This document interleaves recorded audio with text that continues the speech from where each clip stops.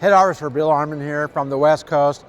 Actually, I'm in Kentucky now at the Equip Show, and we're going to ask people on the floor here at the Equip Show 3 different questions. First one's going to be, how are you moving from gas to electric equipment, right? So what's your movement to battery-operated equipment? What's that look like, where your status is, and what you're doing on that? Second question, we're going to ask about AI. Where are you using AI now, and where are you using it, and how's it helping your business? That's the second question. The third question is, what's going on out there? I'm going to be on the state of the industry with Lawn and Landscape Magazine on December 16th, and so I'm starting to do some research on that. So listen closely, he's got some great answers here for you. Well, we're just dipping our toes in there like probably a lot of people are.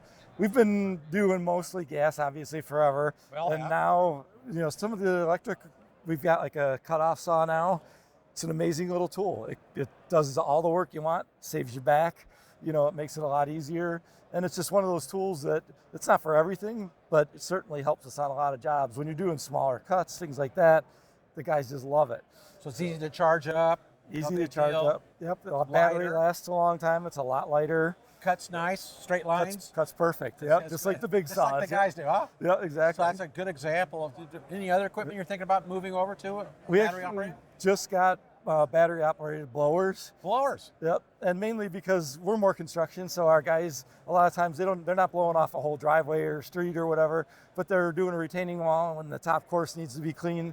They did have to start a blower, so we just got little small ones, and it's perfect. They can start it up, or press the button, go, put it down, they're done. Less noise, don't have to go to the gas station and fill it up. Exactly, no pulling a cord and all that crap. Mix the gas, the oil and the gas for the 2-cycle thing and all that. Yep, none of that.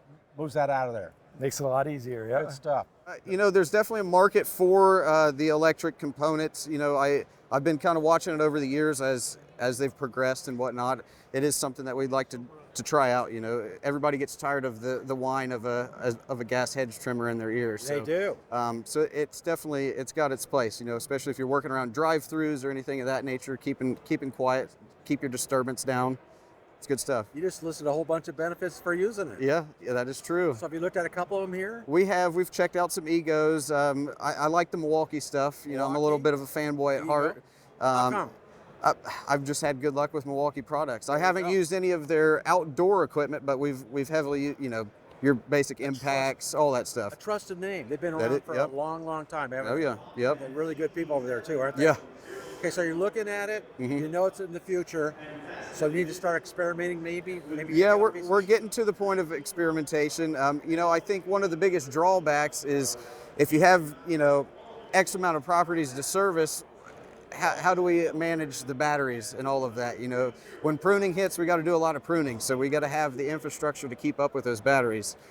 We're just checking it out right now. We don't really have any battery powered equipment.